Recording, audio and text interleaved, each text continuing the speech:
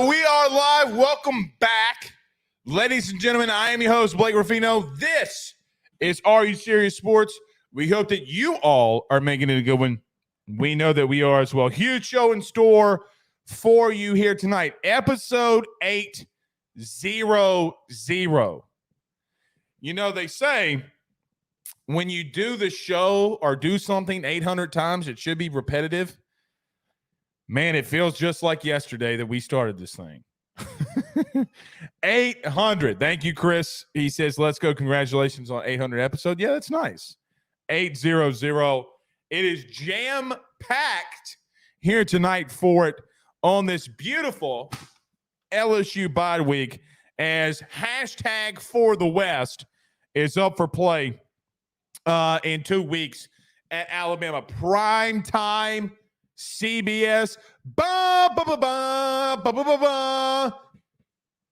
You got Gary Danielson. I hope you didn't gag when I just made that throw up noise. I know when people like, even if I say it, you know, it's like, Nevertheless, prime time in 2 weeks, LSU in the bye week. We will recap what we saw a second time. If you haven't watched the postgame show, go on the YouTube channel, hit the subscribe button, hit the notification bell. You can watch the post-game show from there. But we break down the film. We break down what we saw against Army. Jane Daniels continues to roll atop of the Heisman talk as of right now. Can he go into Alabama and start cementing his legacy for that award? And if he continues, is he the second best quarterback to ever grace LSU?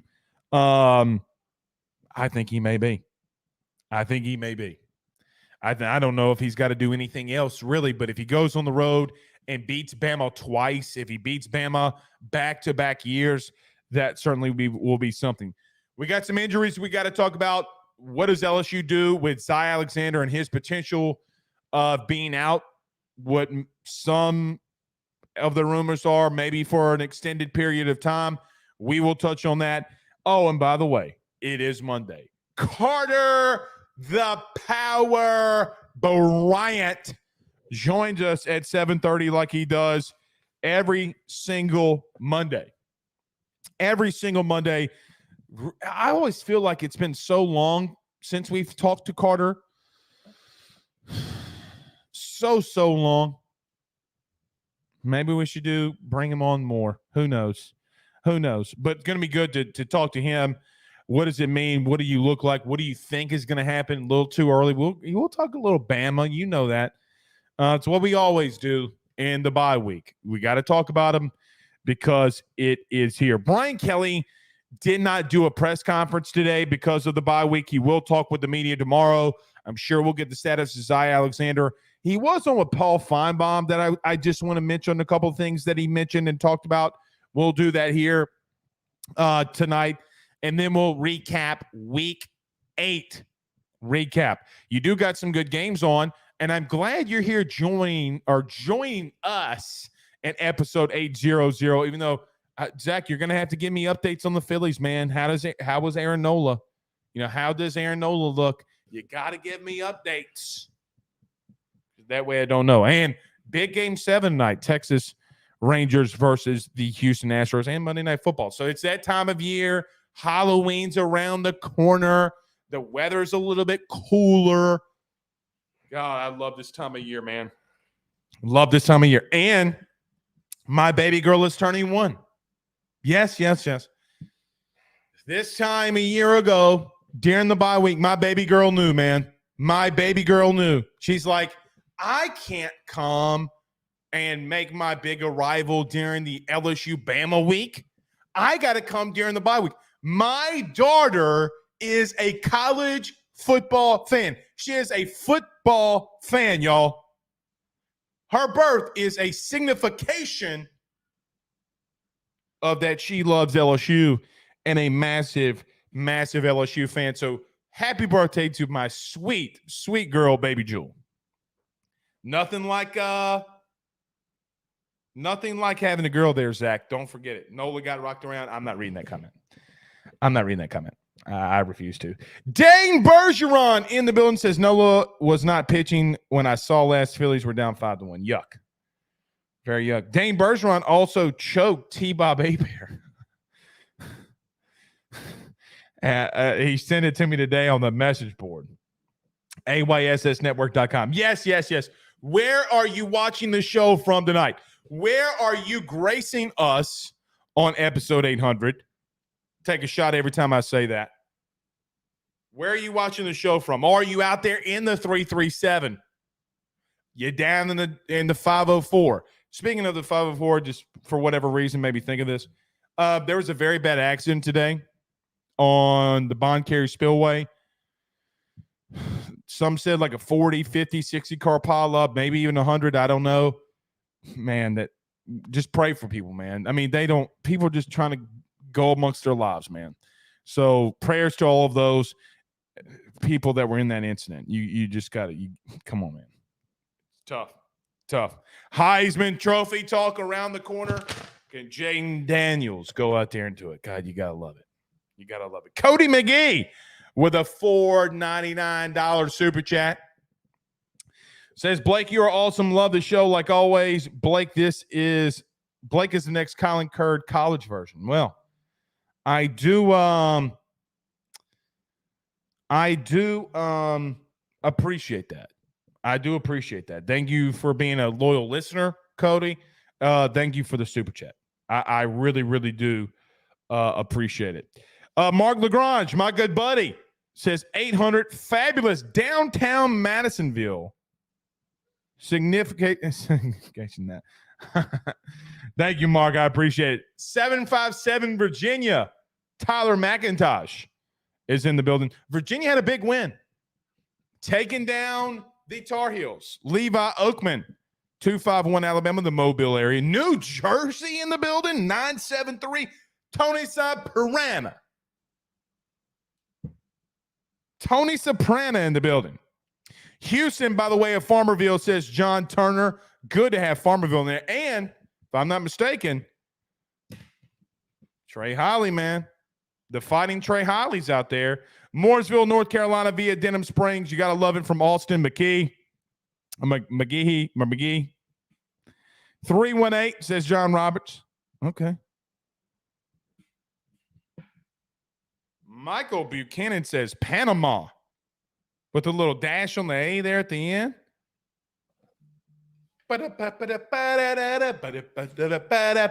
They're listening to us, Zach, in different countries. Completely different country. Ryan Guidry says the Gulf of Mexico. I'm assuming he's on an oil rig. Ryan, if I'm right on that, you gotta give me some props on that. All right. We got a lot to do. We got a lot to discuss. We do got another super chat. Dane Bergeron with a $20 super chat says, happy birthday, Jules. Put that $20 in her piggy bank, Blake. You got it, Dane. I will do that. Thank you so much, buddy, for the super chat. Yes. Thank you so much, man. Girls are different, dude. Girls are different. She, her birthday's in 2 days. She just, and here's the crazy thing. I am dark-haired, dark-eyed. She is as blonde-haired, blue-eyed girl as they come. I can't believe it. I got a blonde-haired, blue-eyed baby. All right, we got a lot to discuss. Let's do that here. Everybody do us a favor by hitting the like and share. Share to all of those social media groups. Share to all of those social media pages. If you're listening to us on YouTube, like, subscribe, and notification bell. Coming up on 7K, man. Help a brother push. Every time you hit that like button, subscribe button, it helps the show grow, and we appreciate it every time that you do that for us. If you're watching us on Foodbed TV, welcome. And wherever you listen to podcasts, rate, review, and subscribe. Coming up on 2 milli. You people on the audio. I tell you, you got to love them. All right. Let's talk about our good friends over at Bet Online, our good friend Tyler Alexander over at eXp Realty. Don't go anywhere. We got a lot to discuss. It's Bama Hate Week for 2 weeks. We'll talk a little bit about them. Let's recap what we saw against Army. We do that next. BetOnline is the fastest and easiest way for you to wager on all of your favorite sports, contests, events. with the first-to-market odds and lines. Find reviews for all the news for each league, including Major League Baseball, NFL, NBA, NHL, combat sports, college sports, esports, and even golf. BetOnline continues to be the top online resource for all of your sports information for live in-game betting, props, and futures. Head on over to BetOnline today and use your mobile device to join and make your first sports bet. Use our promo code BELIEVE50, that's BELIEVE50, BLEAV 50, to receive your 50% off welcome bonus on your first deposit. That's betonline.ag, betonline.ag.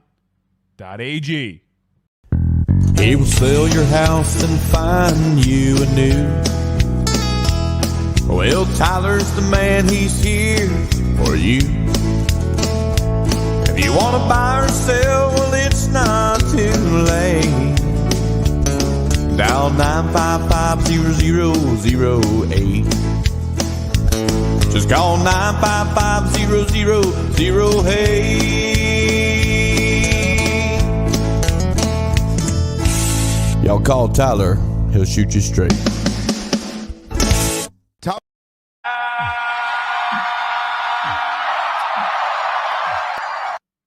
But Quentin Ewers isn't. Let me start off here. I did not put this in the description, and this is on me. We had so much I wanted to talk about. We need to talk about this first. PJ Woodland, 3-star, quote unquote. I don't think he's a 3-star, but 3-star athlete, DB. He will probably play corner. PJ Woodland from Hattiesburg, Mississippi, committed to LSU this past weekend, or yesterday, I should say. Woodland, 6 foot, 165 pounds, has a big frame. He's going to grow into it. He gets on campus at LSU. He's instantly like that, 185 in my opinion. One of the best cover corners in this year's recruiting class that LSU has been after, if not the best. Really good range. He posted his midseason highlights. Kid is just very freakishly athletic. Andre Evans, the kid from Tennessee, decommits and flips to Georgia. You go out and replace him with, and again, you can go by the star ratings. I don't care how you evaluate them. But what I do think that you need to do, what I do think that you 1,000% have to do is you need to go and put on that kid's film he can play. I do believe that LSU is going to continue to work themselves back up to where I predicted them. And even, I say, the preseason of recruiting, now that you're in the heart of it, I still believe LSU is going to push their way up into that top 5 class when it's all said and done. Also, I want to be able to say, let's trust the evaluations more than the star ratings, because statistically, 247, On3, and Rivals all have been really bad when it comes to rating corners and how it projects them in college and in the draft. Don't take my word for it. Take everybody else that does the statistics on the ratings. Sure, some of the top guys hit, but after that, a lot of guys don't.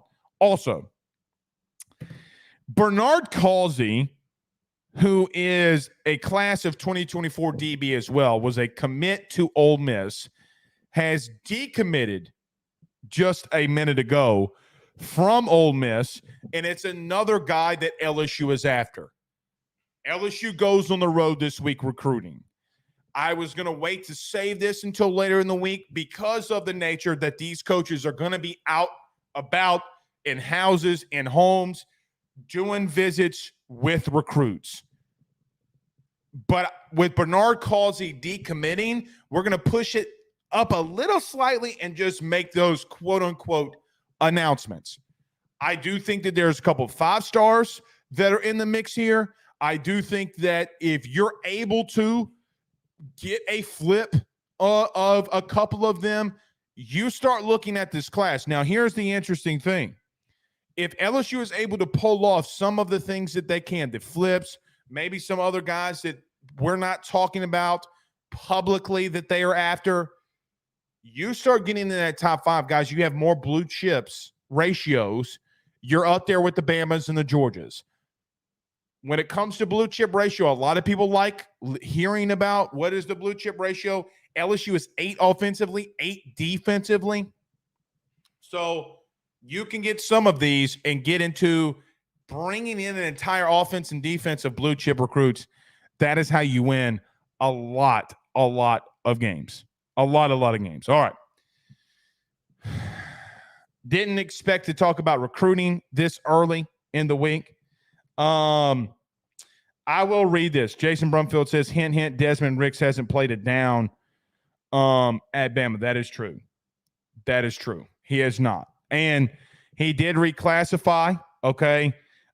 He did reclassify, and sometimes that's really difficult for kids. But let's talk about what happened this past weekend.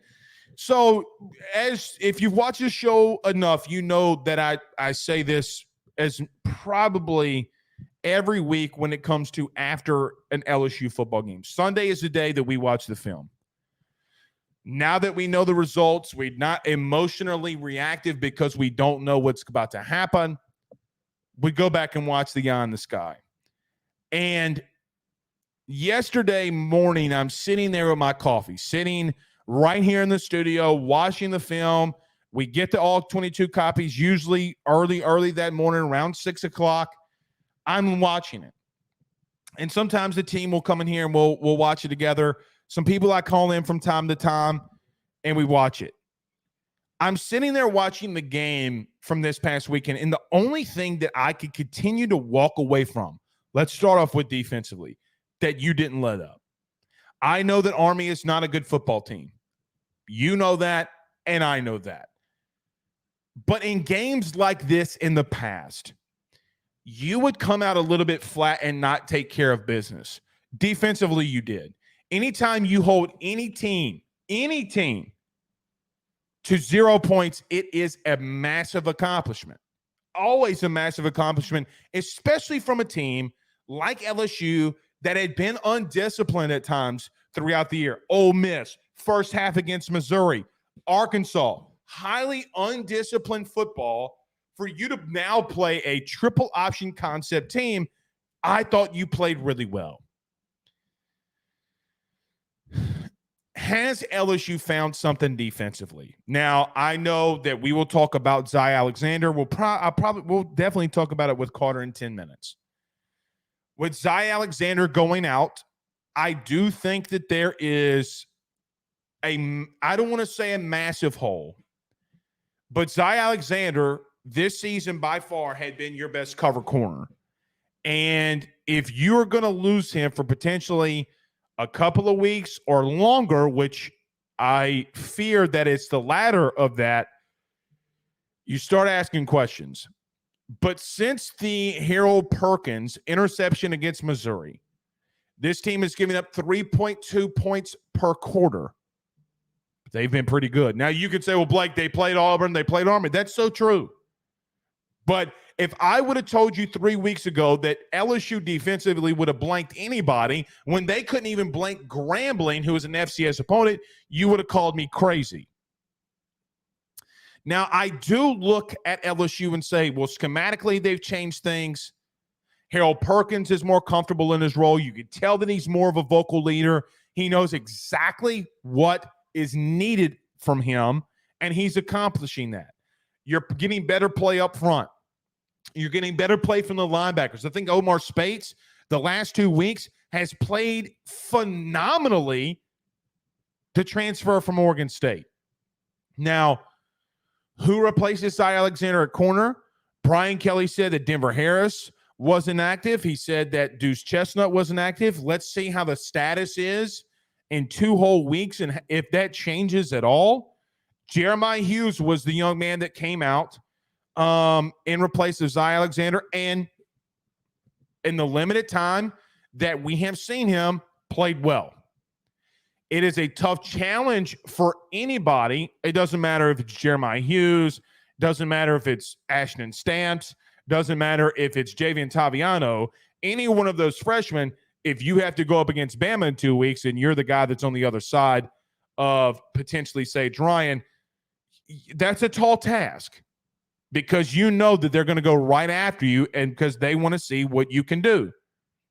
You got to know that. We'll talk about that a lot next week. I promise you. Walk away from that game against Army, though, pretty happy because you could have been sluggish. You could have been lackadaisical. Has this team, and how do you know until they play Bama that maybe this team defensively has found something? They're going to have a better challenge, and it's crazy that Alabama is the offense that you start asking, hey, man, this can be a challenge. We don't know what LSU is going to give us defensively. We have no clue. Auburn is not a good team. Army is not a good team. And, yeah, okay, we'll give you the second half versus Missouri, but how sustainable is that? Well, you only scored 14. You only allowed 14 points in that. And you allowed 18 points in the last 2 weeks. Your defense has gone from the 120 mark in total defense, guys, they're now at 88. I do think that you have the athletes. I do think that you have the personnel in that front seven to hang around and be better than some believe. I think Jordan Jefferson, I don't know who he plays for, but Jordan Jefferson has been wrecking games. He wrecked things against Auburn. He wrecked things against Army. You're going to have more of a rotation with the three in the interior. Find a way to get some more pass rush. I don't know how you do it, but you're going to have to. But this team defensively on third down in the last 10 quarters is under 30%, well under 30%. And if you can keep it around there and get Alabama off the field in 2 weeks, man, you're sitting really in a really good position because of this. Guys, the number one player in the country, we've been talking about it for weeks. Or let me just say this. We've been debating for weeks. Some people said, well, maybe Jane Daniels, Michael Penix is still out there. Caleb Williams is still out there. Bo Nix is still out there. Maybe Jane Daniels is playing like one of the best players in college football, but he's not the best. You can't deny him now. Right?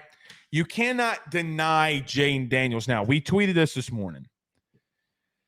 Jane Daniels is a 73% completion percentage throughout the year. He's thrown for 2,573 yards, which last year, guys, he threw for 2,900. He could potentially, I don't think he's going to do this. In the next 2 games, he's going to break that. He's going to break it. Maybe if he just goes chaotic against Alabama, maybe he could throw for 400. Who knows? The massive statistic is 11.5 yards an attempt. Every time he throws the football, you have it when it's caught, the likelihood that it's going for a first down is astronomical. 25 touchdowns, 3 interceptions. He had 17 touchdowns a year ago. He did have 3 interceptions, but hey, man, when you give more chances, you're going to have more risk. 91 attempts, 521 yards on the ground, 5.7 yards per carry, and 5 touchdowns. Guys, here's the truth. Jayden Daniels is very close to every time that he steps on the football field has 400 yards. He's 386.76 yards per game. He's almost averaging 4 touchdowns per game, and God willing and God knows what would have happened if he would have played even 5 minutes of the third quarter. Even if you would have given Jayden another drive, are we sure he doesn't score? He is the front runner of the Heisman at the current moment. Now, again, we talk about this, and we're going to talk about it a lot. His Heisman moment comes in 2 weeks versus Alabama. And I feel really good about where we sit. I know the defense is what it is, but what people are going to talk about and what people will talk about for the next couple of weeks is, well, can Alabama figure some things out and do some things defensively or offensively, against a really bad LSU team? But what if LSU can figure some things out against an Alabama offense that at times has been so chaotic? They're going to get passes deep. They're going to want to throw the ball down the field, and you have to stay disciplined. If you can accomplish that, you will do wonders and do so many good things that maybe you're not expecting that this defense could do. Now, corner, again, is something that I really worry about. I really, really worry about what you're going to do at the boundary. Sage Ryan, whether it be Jeremiah Hughes, whether it be Jovian Taviano, Ashton Stamps, a freshman in their first real career start going out there is you start asking questions. And Jalen Milroe, for what it's worth, I mean, guys, he can still hit open dudes. We saw that against Tennessee. Okay, we vividly saw that against Tennessee that he can hit open dudes. It's going to be a hell of a 2 weeks. Again, in reference to Army, I walk away feeling really good because you just put away a really bad team and you didn't let him score. It's the reason that Brian Kelly gave Matt House the game ball. He's been under a lot of criticism, and he deserved to be under a lot of criticism. The 2 losses that I think that you have vastly come on, to me, maybe you can blame the offense about what's going on or went on against Florida State, but you can't give up that many points and expect to win any damn way. You can't. Offensively, you're the number 1 total offense in the country. You surpass Oregon. You surpass Utah. You surpass Oregon. You surpass Washington as the number 1 total offense in the country. 339.9 yards per game in the air. 213 even on the ground.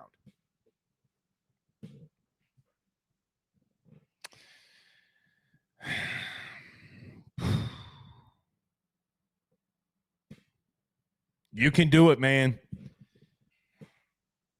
I know Saban does not normally allow teams that have beaten him, right? And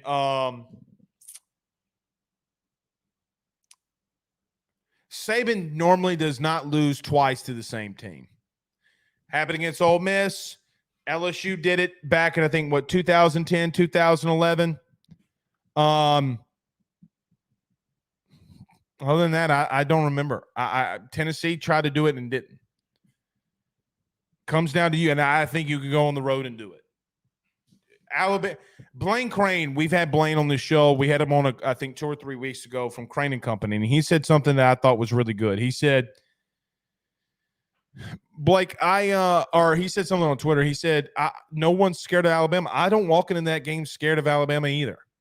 I walk into that game confident and saying that we can win. Now, the question becomes, what can your O-line do? Because I think your O-line can do some good things, and I think that's the game. All right. Carter, we cannot see you, brother. I can't see you at all.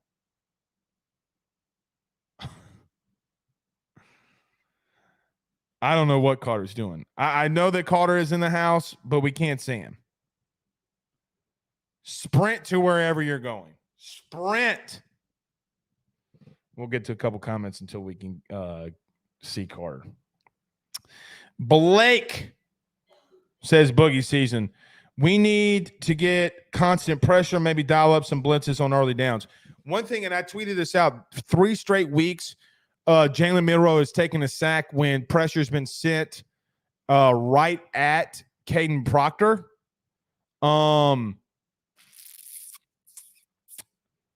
Yeah, we're gonna have to send some exotic stuff. Your guys on the outside are gonna have to play some man-to-man. You're gonna have to get some pressure on Jalen Milroe. Now, the problem becomes if you do get pressure on him and he escapes, he can really hurt you with his legs. Ask Tennessee last week. Ask Tennessee. He can hurt you. He can run. He can run. But on the flip side of that, okay, if Joe Milton can get the edge, so can Jayden Daniels. There were multiple times against Tennessee that Joe Milton got the edge.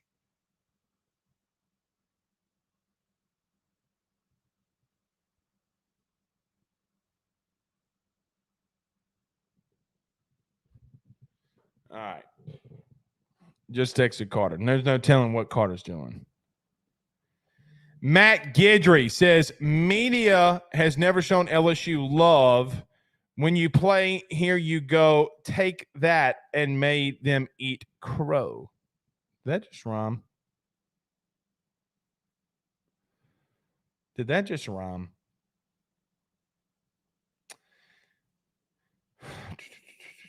Yeah, a little bit. Chris H says the defense has played with more energy in the last couple of weeks. They're playing faster. I agree with that. Robert Richard says, good. I hate media hyping up LSU. Just look what happened in the Florida State game. Yeah, I don't buy that. Ah, there he is. Okay, I don't know what's going on with Carter, but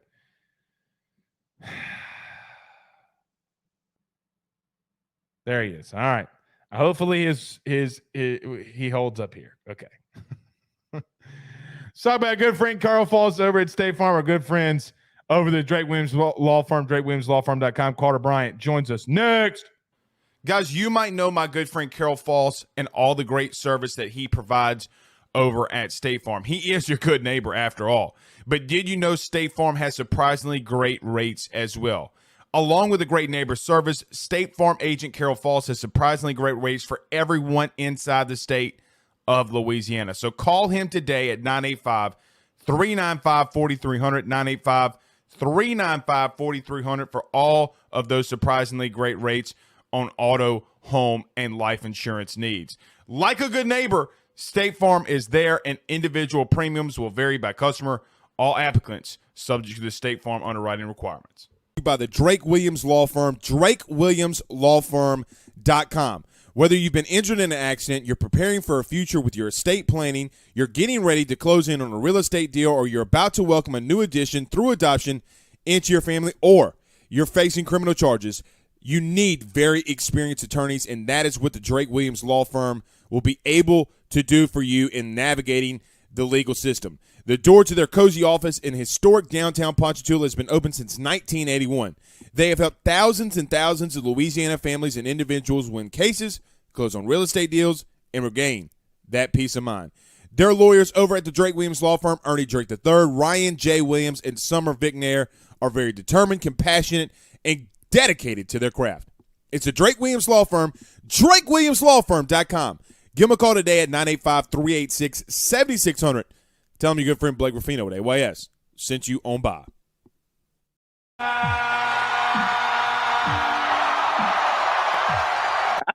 What are you at a Waffle House? Now, I'm just at some random restaurant. There was a internet outage like 20 minutes ago. So I had to get in my car, race out here and do this with you, man. That's the thing, man. I got to hustle for my buddies. So Wait a minute. So yeah, the entire state of Arkansas doesn't have internet. I don't know what happened. I just got out, left my house, and now I'm just in the clearest parking lot I could find to do this pod with you, man. College football doesn't sleep, baby. You got to keep it going. So if I just drop out, that's just exactly what happened. So my apologies all around, man. All right. Well, I won't keep you long then. But you know let's do it. You know what I think happened? What's that? I think that Sam Pittman cut the entire internet to the state of Arkansas so people will stop talking about it. What do you think about that? Yeah, I mean, I'm definitely one of those guys on my SEC channel that's destroyed him. And what's very interesting, Blake, this happened last year. So in the college football media sphere that it doesn't get like as many views as the NFL or Mr. Beast or anything like that. But every year, my number one most viewed video I've had ever in college football was doing a video about the Alabama-Tennessee and the referees game. Okay. So, it was a very controversial. So, Blake, I dropped another video today on that. Oh, no. And dude, they are after me. The Gumps are at my necks. I'm to the point now where I hope Jaden Daniels has his absolute best game in the world, because some of the stuff that's been hurled in my direction has been crazy, which is funny because last year Tennessee fans were doing it to me. But you know this, Blake. You've been in the media game for a while now. Everyone just thinks you're a fan of that team whenever you say anything bad about them. So Arkansas fans are after me. But today, those Gumps, they want my neck, Blake. They want it. Well, maybe you had a point. That game. You tell me this. You tell me this. You tell me this, and anyone in the chat, because Blake, you know me as well as anyone in the media sphere. I'm not the referee guy. That was so bad. That was so bad, though. Bama went into that game averaging 7 penalties per game. They had one Blake, one penalty. For And it would 5 be yards. different for 5 yards, and it went in their favor. It was like one of the snap infraction things or whatever. Mm-hmm. That was crazy. That was absolutely crazy. So I understand us LSU fans, we have our gripes with Alabama officiating, obviously Patrick Peterson. But I never thought I'd say this. Tennessee fans actually have a point for once in their lives that they got absolutely screwed this past weekend on some bad missed calls. Let's talk a little LSU here, though. But I agree, they got so hosed. It kind of worries me a little bit going into Tuscaloosa after seeing that. Yes, right? Like it exactly. worries me. Exactly. All right. And Well, go ahead. no, Go ahead. we'll move on. We'll move on. No, we'll move on. We'll move on. Well, I was just going to say that I don't want to be this conspiracy theorist guy. Like, hey, if we don't lose, it's because Bama gets favored. But man, I think you got to take that into account after what you saw from Bama, Tennessee. If there was one thing I would tell Brian Kelly is this, okay? So when I went to examine these penalties, you can go to the SEC channel, Power Hour SEC, and you can look at it yourself. Turn them in himself. Turn those penalties in to the SEC himself. Yeah, you could turn them in. Why not? But I know Josh Heupel's in a lot of trouble because he's called out the referees and all that stuff. But what I would tell my team going into Alabama, because the 50-50 calls are just not going to go in your direction. They already don't when you're on the road. We saw that versus Missouri. LSU, that was probably the worst officiated game against LSU versus Missouri the last time. No question. Yeah, there were so many bad calls, right? The pass interference on Malik Neighbors that wasn't called. Obviously, Jaden Daniels on the QB sneak, the false start at the 1. I mean, there was a lot. So when you go on the road, you're already against it. What I would say, though, is Tennessee's receivers, when they were getting mauled, if you will, these 50-50 calls, they didn't do a good job selling it. So if they are committing a penalty, sell it. If they're holding you, and Bama got away with one, and Blake, you're an offensive lineman, you know there's holding on almost every. But yes, flail your arms. Braden Swinson's done a really good job of that. And he got one versus Auburn that went in LSU's favor. I know it's cheap. I know it's manipulation to a certain degree. But I do think if the Tennessee pass rusher, so there's one play where he was getting choked. He was getting literally choked by the right tackle, J.C. Latham. If the pass rusher would have flailed his arms up in the air, he probably gets that call or sells it. So if you're on the road, make it blatant so the referee has to call it. But yeah, that was just a crazy game. But Blake, we'll move on. All right. What did you think of LSU and Army? Look, Carter, I got to admit, I mean, any team, when you blank them, it doesn't matter who it is, it's impressive. I mean, I thought going into it, when you beat somebody by 62 and they don't score, that's utter domination. Yeah, no, I totally agree with you, Blake. But I would also say this. It did help that Army had some of the worst quarterback play you'll see. Now, no disrespect to him. I'm just saying this from an LSU perspective. He was a true freshman playing his very first start versus a ranked team that was hungry to get a shutout, right? So nothing against that kid. Nothing. All right, I don't want anyone to say, well, he was just bad. No. But the interceptions that they threw were directly to LSU defenders. So it did help that was going in LSU's favor. Obviously, the tackling, Blake, does need to get a little bit cleaner. I thought Army broke way too many tackles, but you are right. Your overall arching point is correct. When you shut somebody out, it goes a long way. I also think, Blake, this was Mason Smith's first game where he really looked special. He had a few really, really special reps. Now, we understand level of competition.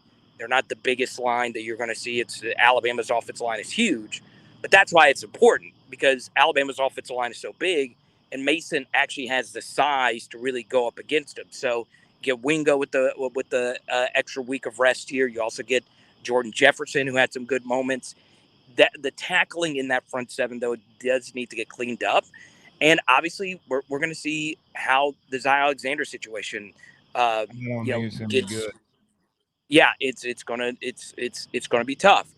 And Blake, that's kind of the sad thing about it was some of these tackling mistakes is what helped lead to the Zy Alexander injury, right? LSU missed a few tackles on that first run. And then on that first run, it allowed them to throw the Hail Mary. And that, in turn, is what happened to Zy Alexander, right? So some bad luck there. But overall, you are right. Defensively, a shutout is great. Harold Perkins is still playing elite. But you would like to see more tackles made in the first couple of yards and them not gaining the extra 2 or 3 yards on every carry. I'm worried about LSU in the secondary even more now than I was. Yeah. Your thoughts? Yeah. Yeah, no, I'm with you, Blake. I am. The Bama's receivers are playing better.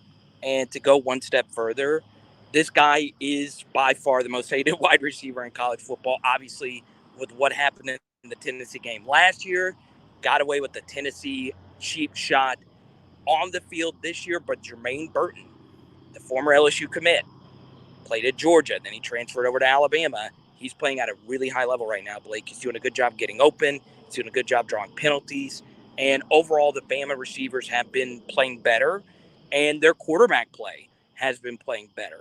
Okay, you give Jalen Milroe a lot of credit, Blake. He's done a really good job running the offense that Tommy Rees has put out there.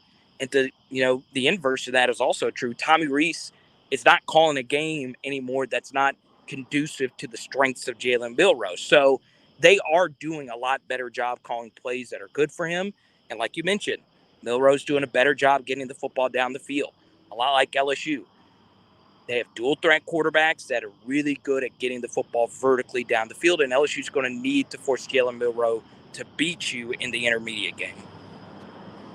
Offensively, LSU continued to roll. What did you think about what LSU did? Jaden Daniels and the crew, how did you like them offensively? Yeah, Blake Jaden is up there. I mean, he's the second best quarterback to ever play at LSU at this point, and he's just doing everything right. He had 2 bad set of downs the entire first half that he played. You'll take that any day of the week, right?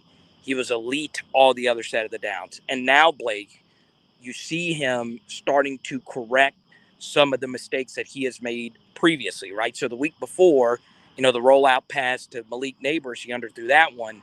This week on the rollout to the right, he leads BTJ perfectly in stride. We're seeing Jaden Daniels just overall as a deep ball thrower hitting people in stride, and that's just taking this offense to the next level. Is there anything you saw that I mean, Carter, they're throwing the ball for 340 yards a game. They're running it for 213. I think the offensive line has played really freaking good. I think the receivers have played really good. Here's my question. Do they have a weakness? They don't right now, Blake. They really don't. I mean, you really can't point at anything. I mean, one guy that's kind of unheralded, and we would be in a lot of trouble going into this next week if he wasn't back, and that's Mason Taylor, right? He's someone we don't talk a whole lot about, but out of anybody that's on the team right now, Blake, the drop off from him to the next person is the steepest, right? And that's nothing against who's behind him. That's more so just talking about how good he's been for LSU. Yeah, Mac Markway just got ready physically. Right. And that's nothing against him, right? He's more of a year 2 guy. It's just, I think at this point, we're realizing that Mason is a little bit more special than we initially thought he was, right? He is just a really, really, really good football player, Blake. He just knows where to be at all the times. He's really good at blocking, really good at catching. And honestly, one thing I really love about him, Blake, is he is good at getting other people open, right? He's good at selling the framework of the play, right? The Malik Neighbors touchdown was such a good play. He draws the safety, and then Malik is wide open into the end zone. Even though his numbers aren't gaudy, because obviously Malik and BTJ are just so special, he's just a really good football player, and he's continuing to make big-time plays for LSU. When you look at this team, you have 2 weeks, Carter, to prepare. I mean, I don't want to start that now because we have a whole week next week to do it. But yeah, is there anything that you now, when you look at both of these teams, you just really like you go into this like, man, I think LSU can win because of this? Yeah. So first thing, Blake, special teams is way better, right? LSU special teams are playing at such a high level. Now, Nathan Dybert, who is absolutely amazing for LSU this year, did have one go out of bounds. Obviously, you want that cleaned up before Alabama because you want every last little edge you can have. So Ramos is obviously kicking the football well. You don't really need the punt team if you're just scoring the way that LSU is scoring right now. So overall, special teams is getting better. For me, Blake, offensively, this game will be on the road. It's going to be raucous. It's going to be absolutely crazy. But obviously, setting the tone early is going to be key, right? And Brian Kelly's got some big decisions to make. Like, if you do win the toss, do you want the football first or do you want to defer to the second half? All those things will be discussed. I take the ball and try to score as many points as I can as early as I can. So because you want the ball the first. SEC? Did you see the SEC shorts thing today where they're like they taped the guy down and he had a shirt that said Alabama first half, and then the garage door opens and it's like Alabama second half, and he's like the bully on the block, and he's like he's like the John Wick. Carter, you score as many points as you can. And you know what I feel like? Joe Milton missed some crucial throws in the end zone that Jane Daniels is just not gonna miss. It's just not gonna happen. Right. Yeah, and I think a lot of people kind of loop Jaden and Joe like before the season, kind of loop them in the same kind of, they're both transfers, they're both dual threat guys, but they're not even close in talent, right? Joe Milton's not a good quarterback. Jaden Daniels is a good quarterback, and he's going to hit some of those shots, right? Joe Milton missed one in the flat to Dylan Sampson out of Dutchtown that would have been a huge, that ended up being a 4-point swing, right? So obviously red zone conversion rate is going to be absolutely key, Blake. And then one more thing, it's going to be interesting. And I won't go too deep into it. We could talk about it next week. I thought Denbrock did a really good job introducing some new things for the Army game. And obviously one thing from a play caller perspective that Mike Denbrock has always been ahead of the curve on is his usage of pre-snap motion, right? Last year, LSU, even when they weren't a great offense, they were using a lot of pre-snap motion. This year, they're doing a metric F-ton of pre-snap motion again. And you look at the best offenses in the NFL, you got your Eagles who don't use a lot of pre-snap motion, but you look at the Dolphins. The Dolphins use a lot of pre-snap motion. The 49ers who are playing right now. Kansas City. And what that does is and not to get all filmy here, but it just makes life easier for your quarterback. Well, and Carter, you got to get in the right. You got to get in your right zone, and you got to pretty much show what you're doing when you. You all right? No, I almost got hit. You're in a huge ass parking lot, and you almost with empty everywhere, and you almost got hit. Yeah. It was kind of wild. You skydive that thing like, hey man, I'm about to cap this fool. I'm Jaden Daniels in the pocket, man. A gap blitz doesn't matter. I'm ready. I got fleet feet back here. But no, to the pre-snap motion thing, Blake, it is so huge, and you don't just do it just to do it. I mean, you got to have the players to go execute it, but it does make life easier, especially with a quarterback like Jaden Daniels. A couple more things. I'll get you out of here. I don't want you out in the dark with all these mosquitoes, man. You look like a pterodactyl. Oh no, they don't. Dude, they have not bit me once. Knock on wood. This skin is too beautiful. They're like, this guy's flawless right here. You can't. The mosquitoes don't want none of me, Blake. They don't want none of you. They'll get these hands. These mosquitoes, they're not ready for me, man. All right, let me ask you this. You know what? Let's say this. I want to go around some college football with you. Anybody surprise you in college football last week? No, not really. I mean, obviously, this Michigan scandal is juicy, but they've not played anybody. Blake, I don't know. Like, I look at Penn State, I look at Ohio State. I don't really think either one of them are really all that good. That was such an ugly game, and the thing that kind of pisses me off, Blake, and I hope it's okay if I say pisses off because I know you have sensitive ears, but it does piss me off that Marvin Harrison Jr. is having the season that he's having because Malik Neighbors would be running away with the Biletnikoff at this point if Marvin Harrison Jr. didn't exist. And he's going to be the biggest threat for me at this point for Jaden Daniels and the Heisman. I mean, if you actually just go look at that Penn State game, Blake, he but was Carter, the he has difference. games that he disappears in. Notre Right. Dame says hello. Right. And voters would say he's got a crappy quarterback, which he does, right? I've never seen a wide receiver by himself win a game quite like Marvin Harrison did this past week versus Penn State. All right. That was up there with Josh Jamar Reed says Chase. hello. Yeah, Josh Reed. I mean, obviously, taking out my LSU bias. That was such a great performance from him. So I agree. obviously, Blake, you're in a spot right now where nobody just looks elite. I can't wait to see what Michigan does versus an actual team. And at this point, Blake, Florida State keeps winning, and that just makes LSU look better. So, Man, Florida Carter, State. they got a problem. Florida State's got a problem. What is it? Let's hear it. When Riley Leonard was in that game, they were getting pushed around up front defensively. Yeah, I do. And Carter, when you look at the deep down analytics, their fronts have not played well the last 3 weeks. Yeah, so this would be my retort to that, is they've lowered the snap counts of their starting defensive lines, okay?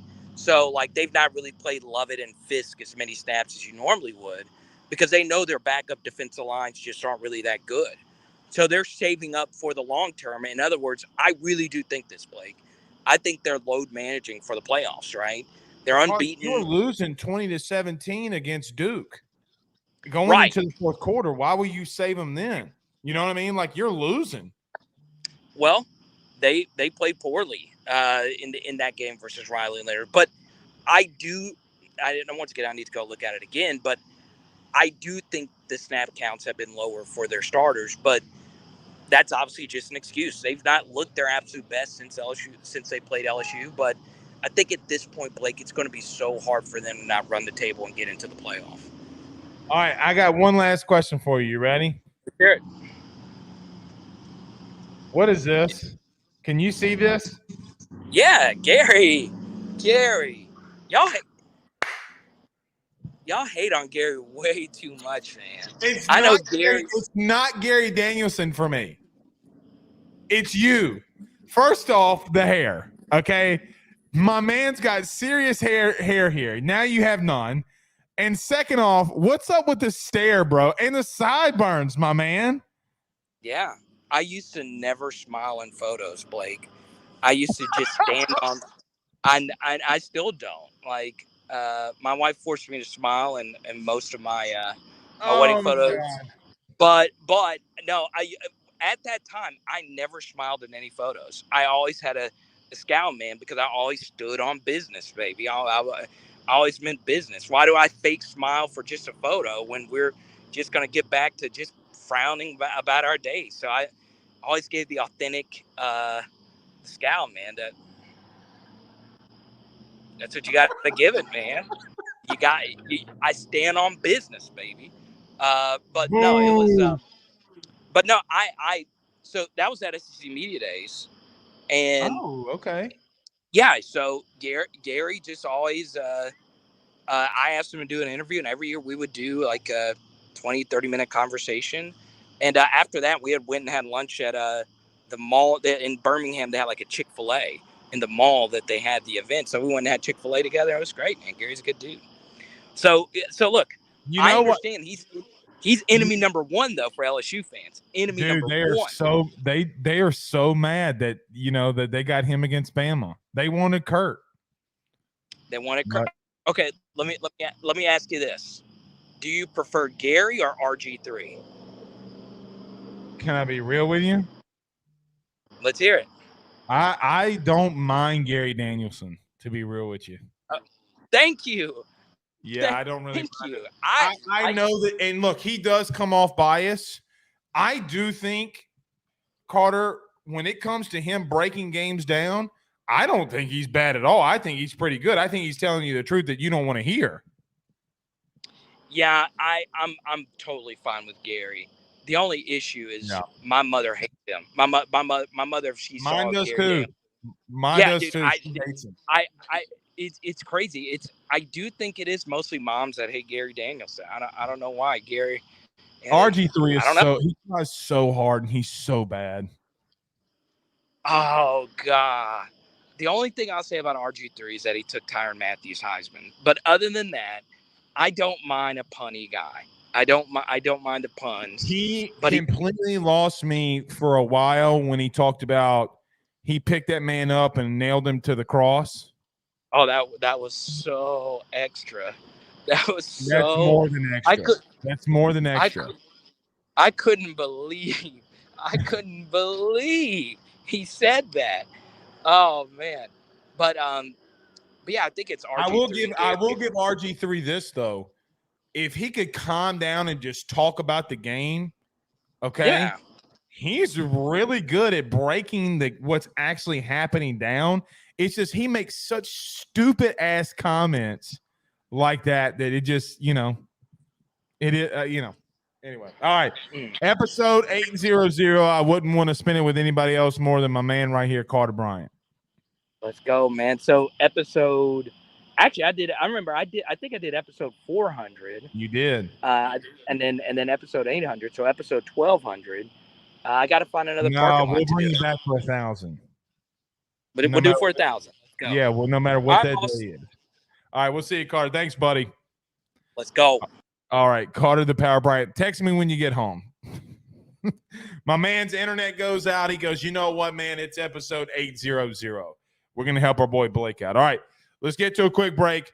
When we come back, we will finish up. I'll give a quick recap about week 8, looking into week 9. We'll do that next. Let's talk about our good friend Steve Bean over at Bayou Bowl and Go. Don't go anywhere. We're back next. Bayou Daiquiris at Bayou Bowl and Go is owned and operated locally by Steve and Lisa Bean. You can find them at 1512 North Highway 190 in Covington, Louisiana. That's 1512 North Highway 190 in Covington. The North Shore's first crawfish drive-thru is about to step it up another notch by bringing you drive-thru daiquiris as well. You can call in your order today at 985-888-1914, 985-888-1914, because you know what?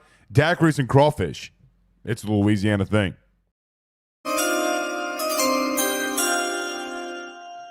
I really did think that week 8 was a really good week of football. Some people don't like defensive struggles, but I got to admit something. Now, I said this yesterday on Ruffino and Joe show. If you haven't gone over to subscribe, you need to do that. We talk all college football nationally 24/7. It is interesting to me that teams that have gotten back into the top 5, their philosophy, at least for this year, have been maybe not Washington, Oregon, but Michigan, Ohio State, Florida State, and some don't want to throw Bama in that top 5, top 6. I would at the current moment, just me, because of how good they play defensively. Teams want to play really good defense and run the football. Unless you have an all-time type of offense, like even a Washington, even though I just ragged on them for 45 minutes just a minute ago, or a team like LSU. I think Ohio State is really good defensively. They run the football very effectively. It's not pretty, but they're a very physical football team. They're salty. You wouldn't want to go against them. I do think Penn State's one of the best defenses in the country still. Offensively, James Franklin is just booty cheeks. Hot, off the press, straight out of the oven booty cheeks. Why I continue to have faith in James Franklin, I don't know. He's booty when it comes to these big games. He's 0-10 against top 10 teams on the road. 0-10 while at Penn State. At some point, you got to win those games, man. And it's not that you're overhyping him, but when you go 10-2, 10-2, 10-2, 10-2, 10-2, 10-2, at some point, you got to get over that hump. He's a good recruiter. He's got good defenses. He just can't get out of his way offensively. He needs to hire a good offensive coordinator and get the hell out of the way, recruit, manage offensively, let guys defensively do what they're doing, and I think they'll be fine. USC and Utah, I just talked about on Rufino and Joe show. You can go watch that. I'm not going to really recap it, but I do think it's funny. If you did not see this, did y'all know that Jalen Milroe and Caleb Williams have the same exact odds to win the Heisman now on with our good friends betonline.ag? Just throwing that out there, plus I think 10,000 at the current moment. Caleb Williams is falling. I do think Lincoln Riley is overrated and overhyped. I think he always kind of has been. It is what it is. Jesus-fearing Dabo. How do you lose to a backup quarterback and to Miami? K. Klubnik. They have a fumbling problem. They turn the ball over more than anybody in the country, it feels like, in the red zone. They are the worst red zone offense maybe in the country. They turn the ball over at an alarming rate. Guys, did you know this? How about this? If Clemson did not turn the ball over in the red zone at all this year, okay, not only would they have been undefeated to this point, they would have beaten every team by 14 points or more. That's Duke. That's Miami. That's Florida State. Jesus-fearing Dabo, man. You got to love it. We will see you guys again tomorrow. Y'all have a good night. It was good being here, episode 800. Y'all have a good one. Peace.